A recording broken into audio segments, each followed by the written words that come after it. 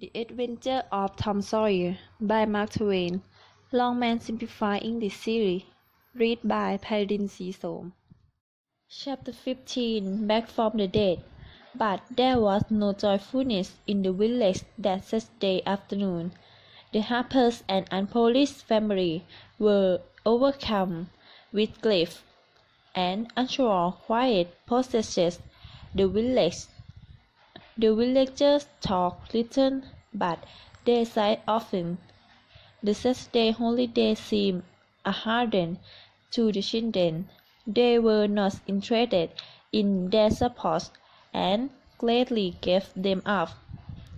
In the afternoon, Becky Teachers found herself wandering about the desert schoolyard and feeling very unhappy, but she saw nothing there to comfort her. Presently, she stopped and said to herself, "It was just here. Oh, if he was to do it again, I would say, and he was very smart, I wouldn't say that for the world. But he's gone now, and I will never see him any more." This thought made her burst into tears, and she walked slowly away. Then a group of boys and girls, Toms and Joes, playmates, came by and stood looking over the fence and talking in respectful tones of how Tom did so and so the last time they saw him, and how Joseph did and that.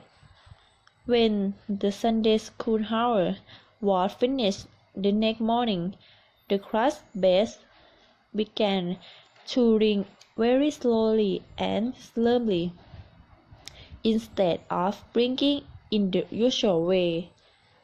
The villagers began to gather, staying a moment in the entrance of the church to converse in whispers about the said event. None could remember when the little church had been so full before. There was finally a waiting pause, and then Aunt Polly entered with Sis and Mary, followed by the Harper family, all in the back. The villagers and the old minister as well rose respectfully and stood until the mourners were seated in front. The minister played, and a moving sacred song was sung. As the service proceeded, the minister drew such pictures of the coming ways and the rare promise of the lost children that every Tuesday, thinking that he recognized these pictures, felt sad in remembering that he had only seen faults in the poor boys. The ministers described some good deeds in the lives of departed, which so their sweet, generous natures. The villagers became more and more moved as the sad tale went on, till at last there was not a dry eye in the whole class.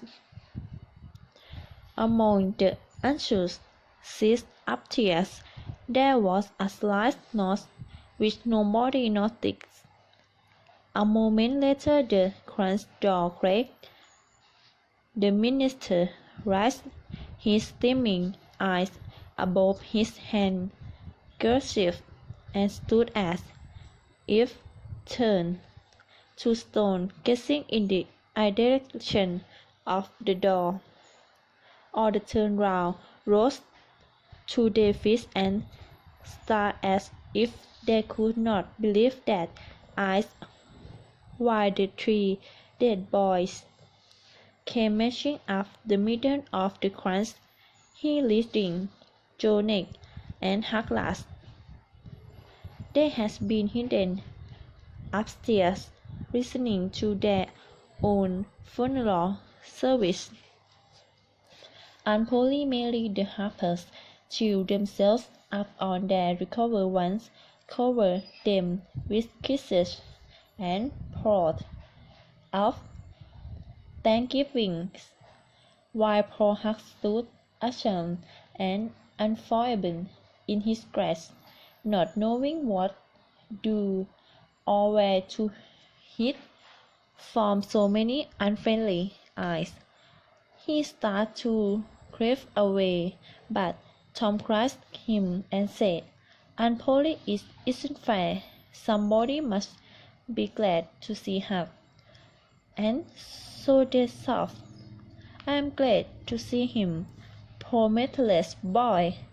And the loving affections which Aunt Polly showed up on they made him more unforgivable than he was before.